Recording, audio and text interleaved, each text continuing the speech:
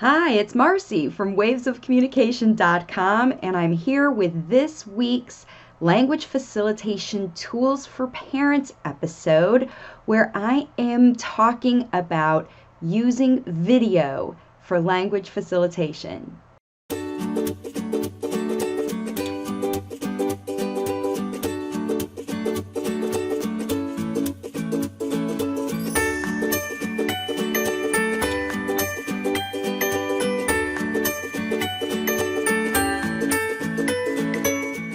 My name is Marcy Melzer, and I am an intuitive speech and language pathologist consultant, and it is my mission to help as many parents as possible teach their late-talking children how to use the words they need to share their wisdom with the world. And these Tools for Parents episodes are all about specific strategies that parents can incorporate in their everyday lives to facilitate language with late-talking children. And it was important for me to include video in this series because it is a really effective way for children to be able to learn. In fact, it's an effective way for all of us to learn. I myself watch YouTube videos almost every day to learn something new, gain some new information, and do research because I happen to be someone who learns very easily from videos. And this is true of a lot of late-talking children. So this episode is going to provide you with strategies in how to collect some really great video that you're going to be able to use for language facilitation, and then it's also going to provide some strategies to help you actually use that video to facilitate your child's natural verbal speech. So let's dig into the strategies now. The first thing I want to talk about is video that your child already enjoys. Like I said before, kids love video, and one of the things that they like about it, and that I like about it too, is that you can watch it over and over again if you miss something. A lot of times with late-talking kids, they miss parts of speech because of one reason or another, attention, processing, maybe they got distracted, or maybe they just really like it. All of these situations cause kids to habitually want to watch videos over and over and over again. So the first thing you need to be careful about is what kind of videos is your child watching when they're watching video on their own. And you want to try to make sure, first of all, to limit their screen time of watching videos that are not of actual humans talking or actual real life things. The animation, the ABCs, the rhymes, the songs, the things that they like to watch over and over again for just pure entertainment should be kept at a minimum, like less than 5% of the video that your children are watching. So if your child spends an hour of video time in their day watching pre-recorded videos that someone else made, first of all, only 5% of that video time should be pure entertainment value video, which we all like to see, and it's okay to let your child watch if they have one particular show they enjoy quite a bit, or if they have one particular song or music video or whatever that they really, really like that soothes them and makes them feel good. It's okay for your child to have that thing. You don't have to restrict it, but you just have to restrict the amount of it, right? So it's okay to let your child watch a little bit of that video. But the video that your child watches, other video that's pre-recorded by someone else, should mostly include humans. So little kids, my favorite, I like the Barney kind of videos where there are children interacting with the characters, and there's lots of different shows that are like that. And some of the pure animation shows that have great stories and stuff to tell are also really good to talk about with your child. So the important thing when your child does have video time, that's not that 5% that's just pure entertainment, keeping them busy or keeping them entertained while you do something else. This is the video that you're going to actually use with your child to work with them. And when you watch these videos together and talk about the stories, talk about the characters, talk about the interactions that the characters are making, these are going to be great opportunities for you to facilitate language. However, it's not the best. It's not the best way to use video. Tip number 2, and moving on forward, are going to be about using videos that you record as a family, because kids love to watch video, and they especially love to watch video of themselves and the people they love and familiar things. So moving forward, all of the strategies we're going to be talking about are going to be videos that you record with your kids and for your kids and about your kids. All right, so here's a few ideas of things that you can record. The first thing I want you to think about is to record a video diary. If you pick one day a week, don't pick a weekend. Pick a midday day, like a Tuesday or a Thursday. That's sort of the middle of the week when, there's not a whole lot going on. And pick that day to record a video diary of the things that you did that week. Now, depending on the communication level of your child, you can include them in the video diary or not. And this is a time where you stop to sort of recap the things that you did, anything that stood out. Here this summer, you could have new camps every week. You could be visiting new things. People could be visiting you. You could have new friends and family coming in to see you. You could be preparing for a trip. Maybe you went to the store to go shopping. You want to do a really good job every week of sit down and make a few notes about the highlights of your week. And then you want to do a little highlight video diary. And you can do it 2 ways. You can record yourself talking about it, maybe even include pictures of the things that you saw, sort of like a slideshow if you're extra video savvy. But for most people who don't have a lot of time, just prop your phone up on a book or the front of your computer, or turn on your webcam from your computer even, and record a little video diary of what you did that week. This is going to be useful information later when we talk about how to use video for language facilitation strategies. So the first one is record a video diary. The second strategy that I want to talk to you about is using what I call a show and tell period, where you are doing video around your house or while your child is doing an activity, especially then, so that you can have your child show and tell you about what they're doing. So if you decide to go to the park, take your camera out while you're at the park, in the middle of while your child's having fun, and encourage them through a little bit of show and tell. Show me what you're doing. They're going to demonstrate it for you, which you're going to be able to use later to describe with language when you watch the video. So have your child demonstrate what they're doing with their actions, and then you can use words to narrate while they're doing it using your language facilitation, and that will be recorded on the video.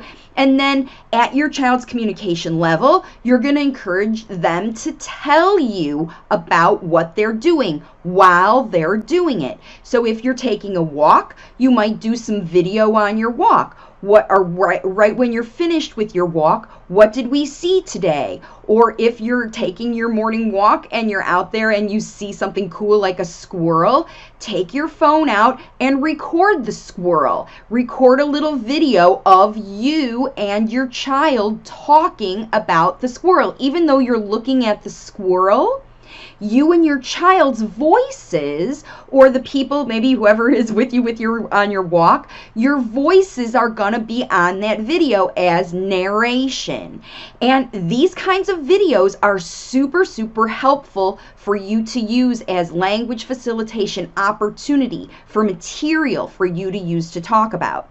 So record a lot of what I call show and tell videos of your child throughout the week. Even if your child is just playing trains that they play every day, even if your child is watching television, do a little show and tell recording of your child doing those things. All right, 2 more tips actually about recording video. Now, empowering your child and enabling them to record their own video of their own things is also a great way to collect video for you to talk about later. And so what you want to do is you want to give your child a little video scavenger hunt of things, because they're not going to know what to record.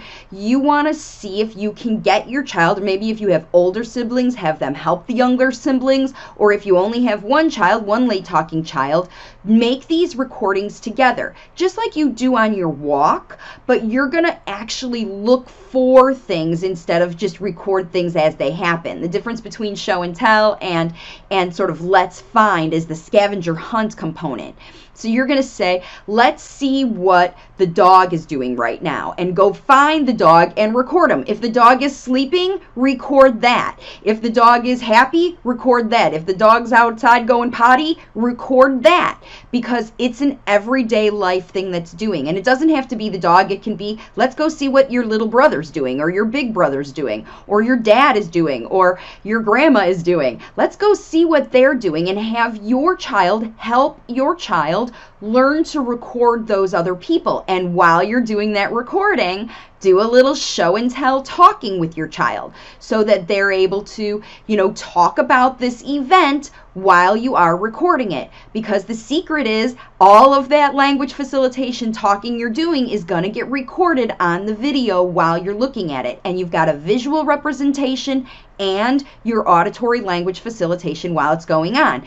If somebody's excited, like let's say you're playing in the water, in the hose in the backyard, and you're recording these things, then you want to see and look for who is looking happy. Let's record them. Who is looking sad? Let's record them. If you're recording other people, look for feelings to record. Look for activities to record. Let's find somebody eating and record them. Let's find somebody playing and record them. Let's find somebody running and record them. And that's the other thing that you can do, is sort of direct your child through activities and record that. And you can have them even direct you through activities and have them record you. They can say, "Mommy, run," and you then have them record you, which in itself is cool language facilitation. So you're going to use language facilitation not just by looking at these videos, but actually in the process of collecting the videos for you to use are wonderful opportunities for language facilitation. Oh, there's one more tip that I want to make sure that you include while you're recording videos that I forgot that I put on here. Make sure that you are recording yourself with your child while you are doing these interactions in language facilitation and recording videos. If you live alone with your child, you can prop the phone in a corner and just record the room and you guys playing in the room. Make sure that you do a bunch of recording that always includes you, and that's true for still photos as well. So anytime you're doing an activity, make sure that you don't only look at your kids. Maybe you don't like what you're wearing, or you don't like yourself on video or whatever. It doesn't matter what you like. This is language facilitation for your children, and they look at you all day, every day. If you want them to learn about communication with you, just like you want them to learn about communication with everybody else, you need to get yourself on those videos. Make sure that all the family are collected in these recordings, including your pets and neighbors, people that you see often. If you have a friend coming to visit and stay with you in the summer, maybe you're babysitting a friend or something like that, make sure that common people are collected in these videos that you're recording. And you should be constantly recording video. At least once a week, you should be able to be collecting some videos for you to record with your child. Okay, so now moving into using these videos for language facilitation. The first strategy is to take a look and edit them a little bit if you want, so that you can organize them into a Google Drive or a folder on your phone or something like that. If you're collecting a lot of video, a really good way to have them accessible to you in a library is to upload them to the cloud. And that's what I do with all of my videos, even the videos that I record to put out on Facebook and YouTube. I record them all, and they're all uploaded in the cloud because my computer has nowhere near enough room to house all these videos. Plus, when you house them in the cloud, they're easy for you to share to different places. So my first suggestion with these videos is set yourself up with a cloud-based mechanism to house them. It's really easy to use Google Drive, which is the biggest. Dropbox has one as well, and then there's Microsoft OneDrive. Those are 3 free cloud-based places that you can house video. And if you're collecting a lot of video of your child, you want to organize it. So in your cloud-based place, you want to make sure that you are putting folders with dates, weeks, label the videos. So don't just record them and leave them on your phone. You have to do something with them, and the way to sort of review them is upload them into the cloud while you're watching them, label them with the date and a title of whatever that language facilitation effort is. If it's the squirrel video, like I talked about, if it's Joey playing blocks, if it's Daddy eating a hamburger, these kinds of videos, you want to label what is the circumstance, what is the situation that you're talking about. And if you want to get really into it, you can make notes about what kinds of things were there. That's if you really want to move into massive use of video to do this. But you can organize the whole thing and create your own video library if you do enough video recording of different kinds of things. And what's going to be super about this is you're going to be able to, in the process of uploading these videos and in the process of watching them with your child, you're going to be doing some analysis. So the first thing is use this information. Don't just get it and keep it. You want to use it for you to understand more about your child and about you. So because you're in a lot of those videos, you're going to be able to watch what kind of language facilitation am I doing? Am I doing a lot of prompting? Ooh, this was a day that he wasn't happy. And you'll notice if you do a lot of video recording,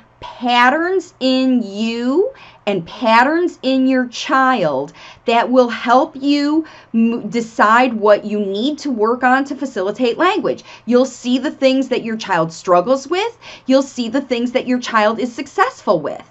And you really want to take note and use this information so that moving forward with your child, you're only facilitating the things that you need to, right? And because most of these videos are taken during the activities that you do every day, Joey eating, Daddy building blocks, or vice versa, or whatever it is, you will have familiar people doing familiar things, and the language that you'll hear that your kids can watch over and over and over again and that you use over and over and over again will become very, very clear to you.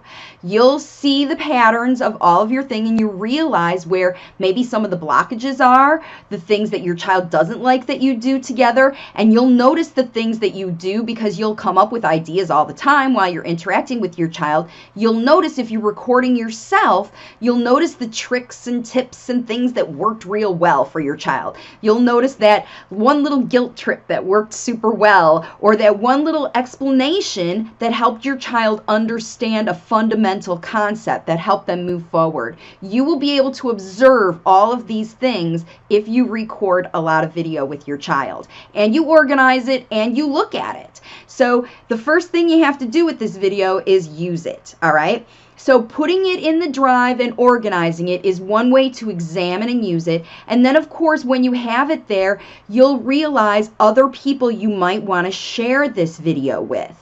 People like your child's speech pathologist, or your child's OT, or your child's ABA, or your child's teacher, or your child's grandparents.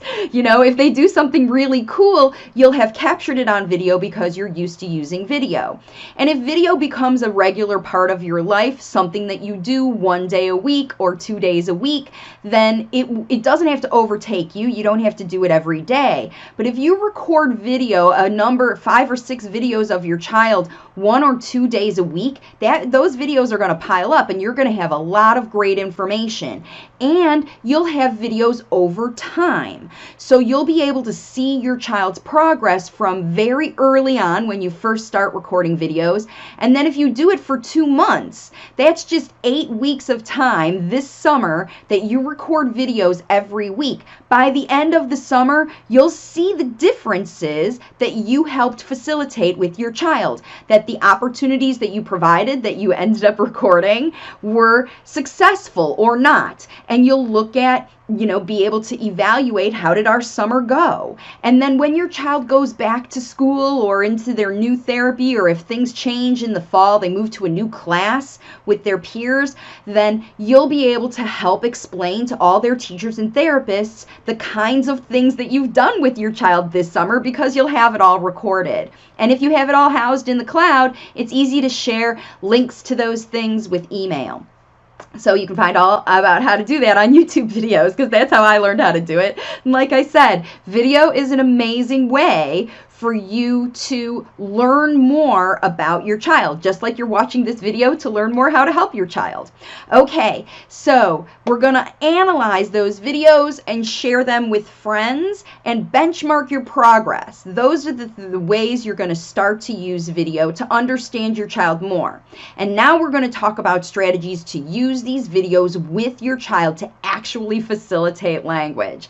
All right, so we talked about at first, taking the video is very helpful because you have directed your child through the activity. You showed them how to use the phone, so you'll have to be talking about all the vocabulary about the camera. If you decide to use another camera, maybe you use an old phone, a flip phone that just can record video, but it's not connected to any kind of digital anymore. That's a great way to practice this. And if the camera gets, trashed or whatever, it's just an old phone. So you can use old phones, but if you use a camera, whatever you use, of course you have to explain how to use that mechanism. And you want to show your child and explain to them that you are recording and why. You want to tell them that you're recording because you want to know what they're doing. You want to talk about what they're doing. You want to look at this video later and you want to share these experiences and remember them.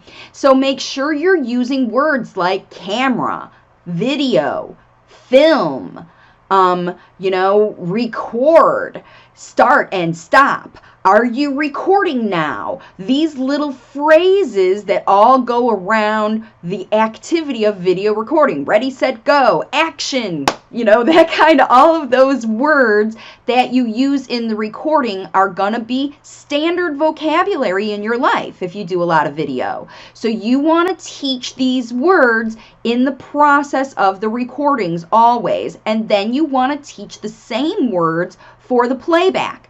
Now, you can play back these videos all different kinds of ways. If you've got them saved in a Google Drive, you can cast them onto your television, your smart TV, or your Google Home Drive. I mean, you're talking about all these devices and stuff that you can use. But you can cast videos onto your TV very much like you watch your YouTube videos. And then you can see yourselves on the big screen, or however big your TV is. It's not bigger than your phone, exactly. So you can look at them on tablets. You can look at them on your phone. And one of my favorites is to get a digital photo frame. So you can buy that at, any kind of store, the kind that you just plug a little thumb drive into, or, you actually plug that little drive into your computer, download the videos and pictures onto that and plug it into a photo frame, a digital photo frame that you can hang on the wall or set on a table on a shelf somewhere. And these videos can scroll through silently while your child videos and photos of the things that you do.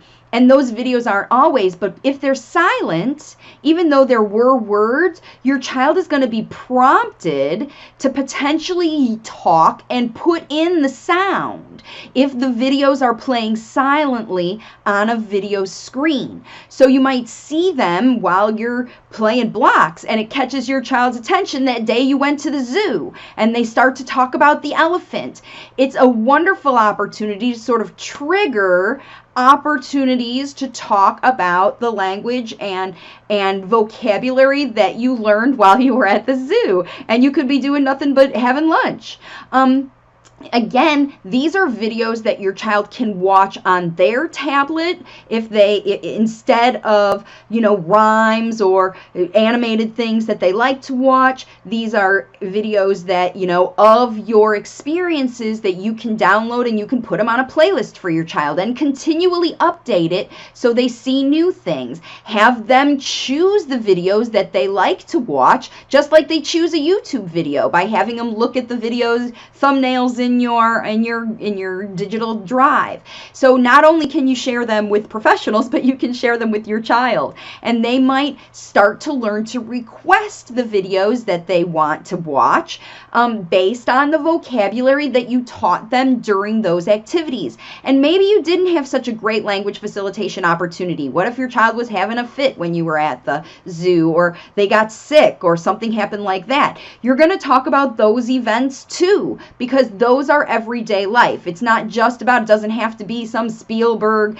animated video. In fact, on YouTube, the developers of YouTube almost didn't launch it because they thought, well, they don't know if people actually like to watch home videos that people just make themselves. And the truth is, we love it. That's why YouTube is so big, and that's why Facebook Lives and YouTube videos are all the rage with people who are conveying information. And it doesn't have to be wonderful. It just has to be clearly spoken using simple language. So that's what's really also important while you're watching these videos for with your child, is to make sure that you are always using your language facilitation simple talking at the child's level, using 2 to 3 words minimum, or two words at minimum at a time, but like 5 words maximum at a time, where you're just sort of narrating,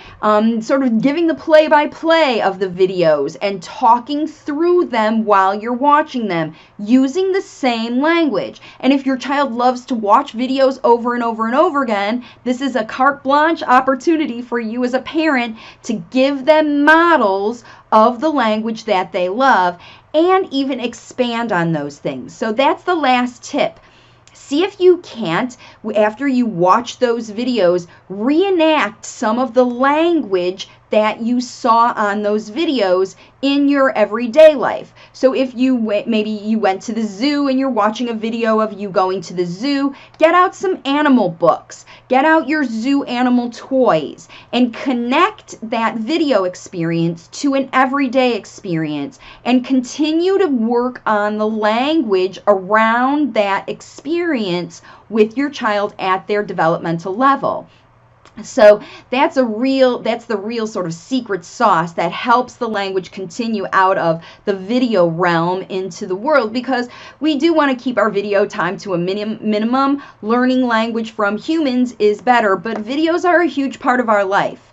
So this strategies episode for you today was all about using video to facilitate language with your late talking child. I hope these strategies were helpful for you. And if you have any questions about these videos, you're always welcome to join me on Thursdays at 2 p.m.